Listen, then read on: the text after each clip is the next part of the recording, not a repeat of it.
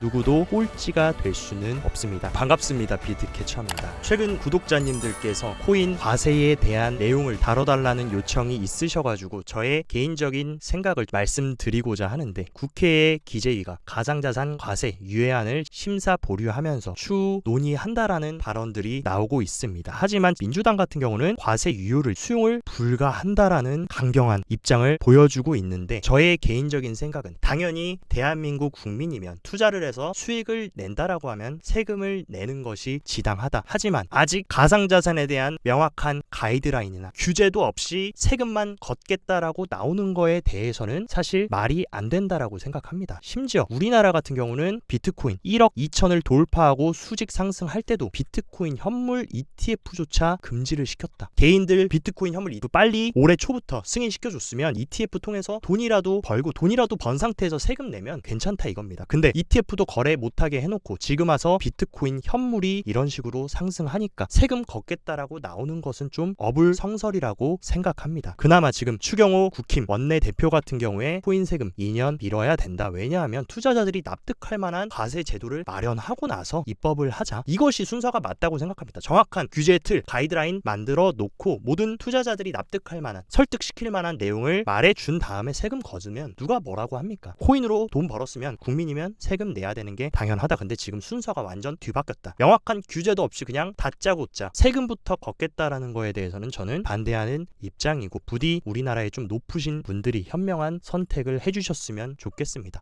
반면 미국 같은 경우는 어떤 상황입니까? 미국의 차기 대통령이 가상자산 거래소까지 인수하려고 협상을 하고 있다. 얼마나 우리나라와 미국이 대조가 되는 상황입니까? 심지어 트럼프의 소셜미디어 그룹이 인수할 벡트 거래소는 세계 최대의 증권거래소, 뉴욕 증권거래소를 소유하고 있는 아이스 산하의 플랫폼인 벡트 플랫폼이다. 그래서 가상자산 거래와 커스터디 플랫폼 확장을 목표로 한다라고 강조를 했다. 미국은 지금 차기 대통령까지 거래소 인수하고 가상자산, 이 혁신 기술 누구보다도 빨리 패권 잡아오려고 적극적으로 추진하는 이런 모습을 어느 정도는 우리가 본받아야 되지 않을까라고 생각합니다. 근데 우리가 알아봐야 되는 벡트 같은 경우는 세계 최대의 증권 거래소 아이스라는 기업 산하에 있는 플랫폼인데, 그렇다라고 하면 아이스에 대해서 우리가 좀 알아봐야 향후 불장에 대한 힌트를 얻을 수 있습니다. 근데 아이스 거래소의 대주주 목록을 살펴보면 1위가 뱅가드, 2위가 블랙록, 3위가 스테이트 스트리트. 전 세계 자본시장 최상위 포식자들인 3대 운용사들이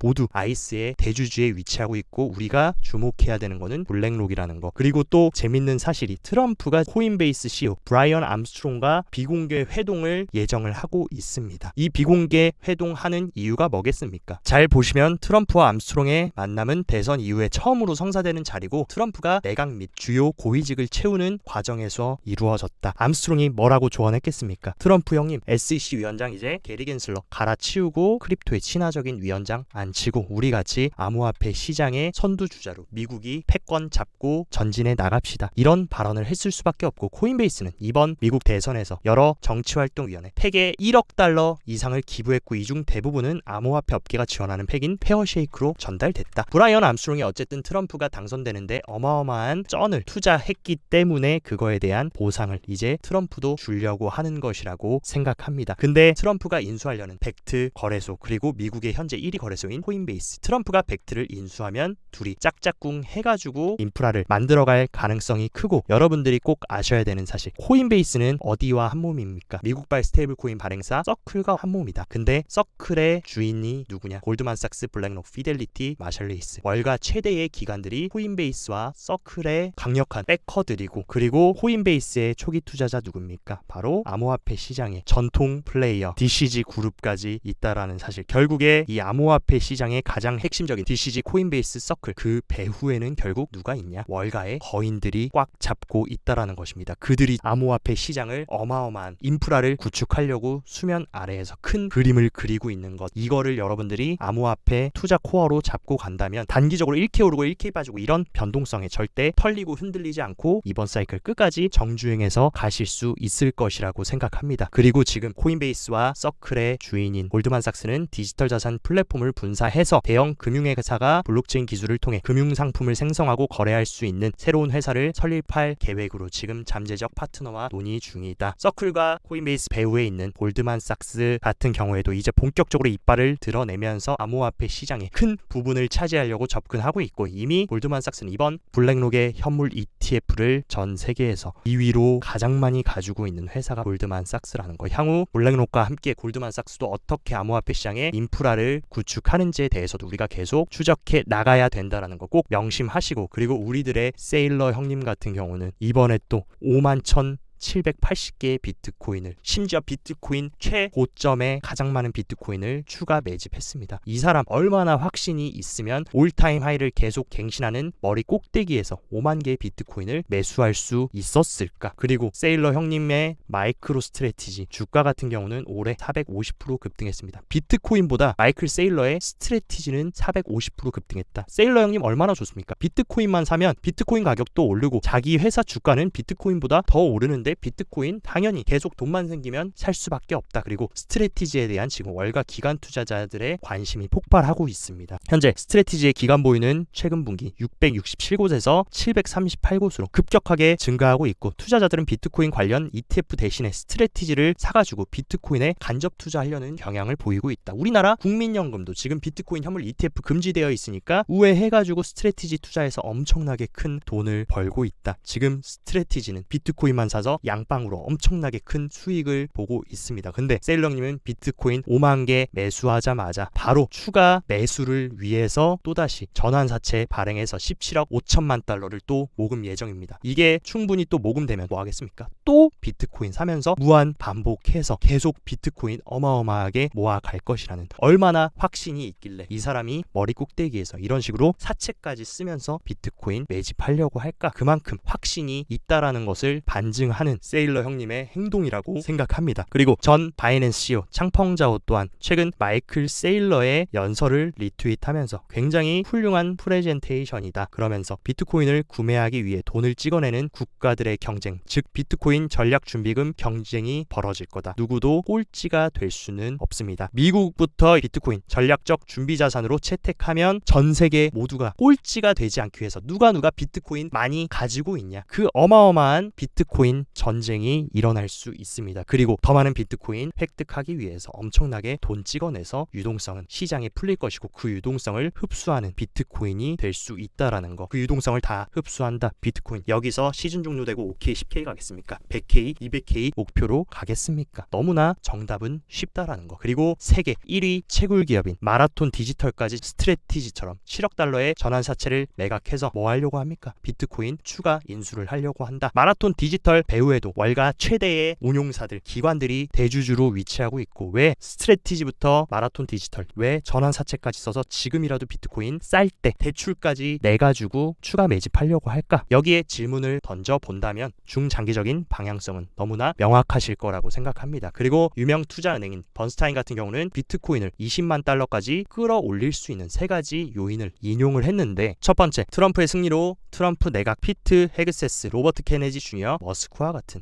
유명한 암호화폐 애호가들로 구성된 친암호화폐 내각 덕분에 어마어마한 펌핑이 발생될 수 있다라고 발언했고, 추가적으로 지금 트럼프는 암호화폐 산업을 위해 여러 가지 이니셔티브를 대선 전에 약속을 했습니다. 근데 그 중에 가장 중요한 거 뭐였습니까? 암호화폐에 반대하는 의원들이 암호화폐에 접근하지 못하도록 하고, CFTC의 크립토 산업에 대한 권한을 더 많이 부여해서 암호화폐 기업에 대한 SEC의 규제 및 집행 방식에서 크게 완화하는 거. SEC 관할 하에서 완전히 벗어나서 상품선물위원회 CFTC 관할로 들어가는 거. 이 부분도 암호화폐 시장이 매우 중요한 부분입니다. 그리고 제일 중요한 거, 미국의 국립 비트코인 비축금 어마어마하게 떡상할 수 있는 새로운 촉매제가 바로 미국 세계 1위 국가가 전략적 자산으로 비트코인 채택하는 것. 그리고 마지막 뭡니까? 스트래티지의 비트코인 축적 열풍과 비트코인 ETF 운용사들의 자산들이 비트코인 현물 ETF로 증가하고 있는 것. 그리고 채굴자들의 지속적인 비트코인 비축. 지금 시간이 갈수록 비트코인 팔려는 건 개미들밖에 없고, 그 개미들이 던진 거 누가 살려고 하고 있습니까? 국가, 기관, 대기업까지 초대형 고래들이 호시탐탐 여러분들의 비트코인을 조금이라도 쌀 때 매집하려고 가지고 노리고 있습니다. 그리고 나스닥 상장사인 샘러 사이언티픽은 이번에 또 비트코인을 215개 추가해서 1200개로 비트코인을 늘렸다. 이런 식으로 지금 나스닥 상장사에 계속 비트코인을 축적하는 내러티브가 강화되고 있고, 나스닥에 상장되어 있는 코스모스 헬스 같은 경우도 비트코인과 이더리움 투자를 발표하고 있습니다. 속속들이 이런 식으로 상장 대형 기업들까지 비트코인 매집하는 물결은 시간이 갈수록 더 가속화될 수밖에 없고, 나중에 내년에는 제가 너무도 많은 기업들이 비트코인 매집한다라고 해서 이거를 뉴스로 다뤄드리지 못할 수도 있다. 그 정도로 방대한 기업들이 지금 비트코인 살려고 줄을 서 있는 상황이라는 거 꼭 확인하셔야 됩니다. 그리고 어제 말씀드렸던 OCC 미국 통화감독청의 최종 승인이 있어야 비트코인 현물 ETF 옵션이 상장될 수 있다라고 말씀드렸는데, OCC가 바로 공지해버렸습니다. 비트코인 현물 ETF 옵션 상장 준비 중이다. 곧 출시될 거라고 OCC가 공식적으로 얘기를 했다. 그러니까 이 얘기입니다. 지금 질질 끌면서 시간 끌 필요 없다. 비트코인 현물 옵션은 필수적이니까 빨리빨리 추진해서 거래할 수 있게 해줄게 라고 말한 것과 같고, 그렇기 때문에 블랙록의 현물 ETF 옵션이 IBIT 옵션 이제 11월 19일에 정식 상장이 될 예정입니다. 제가 봤을 때 옵션이 이제 정식으로 미국장에서 열리게 된다. 더 큰 수요로 작용되면서 또다시 올타임 하이를 갱신하는 촉매제가 될 수 있다라는 거 꼭 명심을 하셔야 됩니다. 그리고 또 재밌는 소식이, 폭스 비즈니스 기자 엘리노어 터렛 같은 경우는 트럼프와 가까운 소식통에 따르면 전 상품선물위원회 OCC 국장 대행이 차기 CFTC 위원장 역할 후보에 올랐다. 근데 이 전 OCC 국장 같은 경우는 암호화폐에 굉장히 친화적인 인물, 그 인물이 향후 CFTC 위원장까지 된다라고 하고, 이제 암호화폐를 SEC 관할이 아니라 CFTC 관할로 들어간다라고 하면 암호화폐의 시대가 도래할 수 있음을 시사하고 있습니다.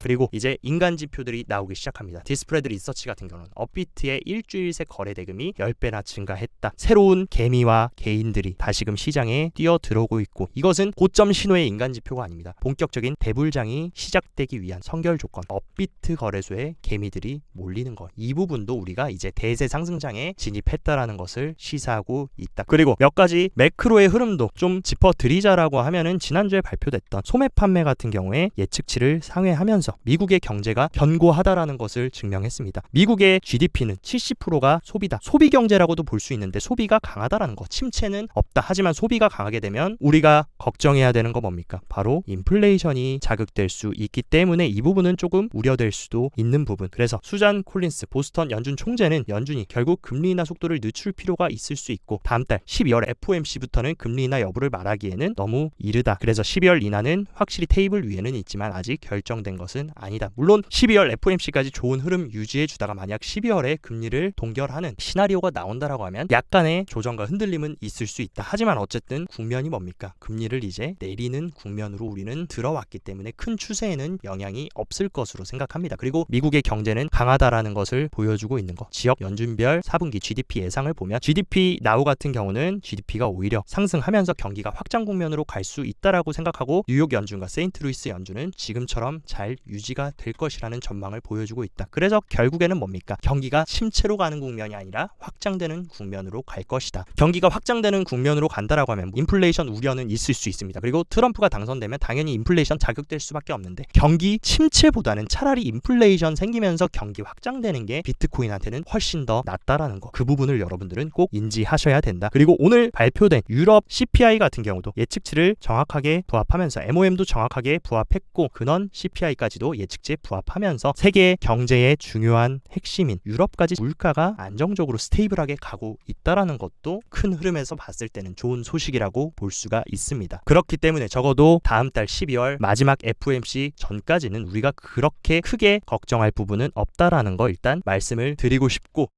몇 가지 온체인 데이터도 한번 체크를 해보면, 트럼프가 당선이 된 시점을 기준으로 이더리움 현물 ETF에도 계속 유출이 되다가 유입으로 전환되는 중요한 흐름, 알트의 왕인 이더리움의 유입이 들어오고 있다라는 거, 알트 시장도 충분히 살아날 수 있다라는 것을 시사하고 있고, 비트코인 디지털 상품에는 5주 연속으로 어마어마한 펀드 유입이 들어오고 있습니다. 근데 비트코인만 들어오고 있는 게 아니다. 비트코인 유입뿐만이 아니라 이더리움도 큰 유입이 들어오고 있고, 또 주목해야 되는 거, 솔라나에 대한 기관의 유입들까지 적극적으로 들어와주고 있는 상황이라는 거. 그리고 실제 솔라나 같은 경우는 수수료 규모 기준 상위 10개 프로토콜 중 절반이 솔라나 계열이다. 왜냐하면 솔라나 밈이 지금 알트 시장을 완전히 장악하고 있습니다. 그래서 상위 10위의 레이디움, 솔라나, 포톤 솔라나, 펌프까지 솔라나가 완전히 알트 시장, 덱스 시장을 꽉 잡고 있기 때문에 당분간 솔라나 강세도 유지될 수 있을 것이라고 생각합니다. 현재 어쨌든 이더리움 현물 ETF로도 다시금 자금이 유입되고 있고 떠오르는 알트코인인 솔라나 생태계도 확장되고 있기 때문에 지금 토탈3 차트 같은 경우는 어떻게 되고 있습니까? 토탈3는 비트코인과 이더리움을 제외한 모든 알트코인의 시총을 보여주는 차트인데 이런 식으로 하락 채널을 돌파를 한 이후에 옆으로 다 바닥 다지기를 해주고 지금 상단으로 완전히 뚫어버린 상황. 토탈3 차트도 완전히 지금 추세를 상방으로 피벗해줬기 때문에 당분간 알트 시장도 우리가 옥석을 잘 가린다면 충분히 좋은 기회가 있을 것으로 생각됩니다. 그리고 우리가 가장 앞으로 주목해야 되는 새로운 내러티브 DeSci 같은 경우는 어떤 걸 얘기하냐? Decentralized Science입니다. 그러니까 탈중앙화 과학에 대해서 이더리움의 아버지 비탈릭 부테린과 전 암호화폐 시장의 황제였던 창펑자오가 만나서 탈중앙화 과학에 대해서 공부를 하고 있는 이런 상황이다. 그리고 실제 이 탈중앙화 과학 DeSci 같은 경우는 이번 비탈릭과 CG가 데브콘에서 공부를 한 부분도 있지만 미국의 가장 큰 세력 코인베이스의 CEO 브라이언 암스트롱도 지금 리서치 허브에 합류하면서 DeSci 웹3의 거장들이 속속들이 DeSci 생태계에 관심을 가지고 있는 상황. 그래서 실제 지금 코인마켓캡 섹터 상승률 순위를 보면 정치적 밈을 제외하고는 헬스와 DeSci 이 두 개가 지금 DeSci에 포함되는 섹터들이다. 그렇기 때문에 과거 RWA가 떠오르고 AI가 떠오를 때처럼 여러분들이 DeSci 섹터도 주목을 해서 본다라고 하면 충분히 좋은 기회가 있을 것으로 생각합니다. 이 DeSci 생태계에 대한 디테일한 내용은 저희 비트캐쳐 심화 스터디방에서 제가 시간 관계상 조금 더 자세히 다뤄드리도록 하겠습니다. 그리고 비트코인 온체인 데이터도 한번 체크해보면 비트코인이 다시금 90K를 탈환하면서 코인베이스 프리미엄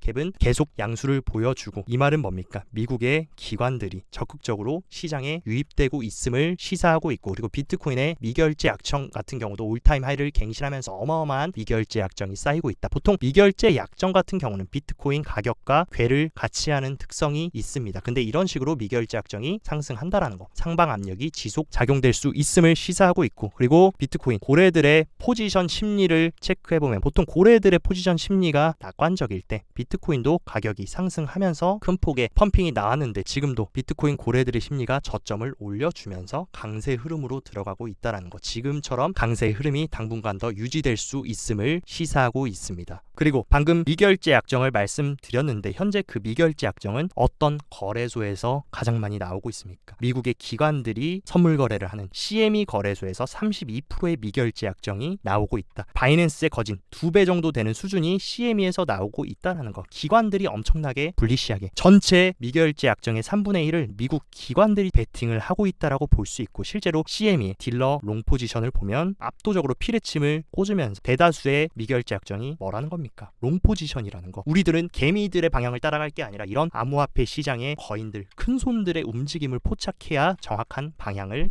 확인할 수 있다라는 거. 그리고 비트코인 흐름도 한번 체크를 해보면 비트코인은 빠질 듯 안 빠질 듯 횡보했지만 수렴을 만들어주고 있습니다. 확실하게 이 수렴 상단을 돌파해준다라고 하면 이전 고점인 93K 돌파하는 것은 저는 시간 문제라고 보여지고 있고 그리고 도미넌스 같은 경우도 확실하게 고점을 찍고 추세가 반전되면서 이 하락 트렌드 라인만 잘 저항을 받고 내려준다라고 하면 가장 베스트 시나리오 비트코인은 오르고 도미넌스 내리면서 비트도 좋고 알트 시장도 좋은 최적의 상황이 펼쳐질 수 있는 상황이다. 그리고 비트코인이 다시 90K 올라오니까 또다시 쇼충이들이 92K, 3K 어마어마한 쇼 물량을 구축을 했다. 그 얘기는 뭡니까? 코인 선물 고래들이 다시금 이 쇼 물량을 완전히 가격을 올려서 잡아먹으면서 쇼스키지로 가격을 강력하게 올려쳐줄 수 있는 부분도 우리가 염두를 해야 된다. 그리고 온체인 데이터 흐름도 한번 체크해보면 상단 93K, 94K에 이렇다 할 매도벽이 없습니다. 그렇기 때문에 지금 정도의 기관 유입이 들어온다면 충분히 역사적 신고점을 갱신하면서 95K를 시도해줄 수 있는 상황이고 가장 큰 고래인 갈색 고래, 보라 고래 모두 아직도 매수세 부근에 위치하고 있는 것은 좋다. 그리고 제일 좋은 거 개미들은 아직도 눈치 보면서 너무 비싸다라고 하면서 망설이면서 오히려 비트코인을 머뭇머뭇 매수하지 못하고 있는 상황. 파이어 차트는 지금 굉장히 최적의 상황을 보여주고 있습니다. 그리고 비트코인 사이클은 언제나 반복이 됐습니다. 2017년 사이클도 역사적 신고점 직전에 이런 식으로 통합의 기간 이후에 월봉상 장대 양봉이 나오고 나서 포물선 상승이 일어났고 21년 사이클 같은 경우도 역사적 신고점 부근에서 통합의 기간 이후에 그 다음에 월봉이 장대 양봉이 뜨고 나서 포물선 상승이 시작됐다. 지금도 뭡니까? 역사적 신고점 부근에서 기나 길었던 통합의 기간을 지나서 이번 달 월봉이 장대 양봉을 만들어 줬기 때문에 포물선 상승을 할 수 있는 정확한 패턴을 보여주고 있습니다. 그렇기 때문에 비트코인 저승사자가 70K, 80K, 90K 다 여기서 시즌 종료다, 5K, 10K 갈 거다라는 것을 다 묵살시켜버리고 100K의 문을 두드리러 가고 있습니다. 제가 봤을 때 이 문이 열리는 것도 시간 문제다. 그러니까 여러분들이 아셔야 될 거, 미국 정부와 월가 거인들이 운전하는 강철의 열차에서 잘 운전하고 있는데 괜히 뛰어내리지 마시고 안전벨트만 잘 매고 안전벨트 딱 붙들고 그들이 운전하는 대로만 가면 의미 있는 성과를 낼 수 있다라는 거 꼭 명심하셨으면 좋겠습니다. 오늘 영상도 시청 진심으로 감사드리고 영상 도움되셨다 하시면 좋아요, 구독 눌러주시고 더 자세한 투자 전략 궁금하다 하시면 영상 하단 고정 댓글에 제가 운영하는 크립토 시황정보방 활짝 열어놨으니까 이쪽으로 입장하셔서 시황도 체크하시면서 성공적인 크립토 투자 계속 이어가시길 바랍니다. 오늘도 시청 진심으로 감사드리고 여기까지 비트캐쳐였습니다.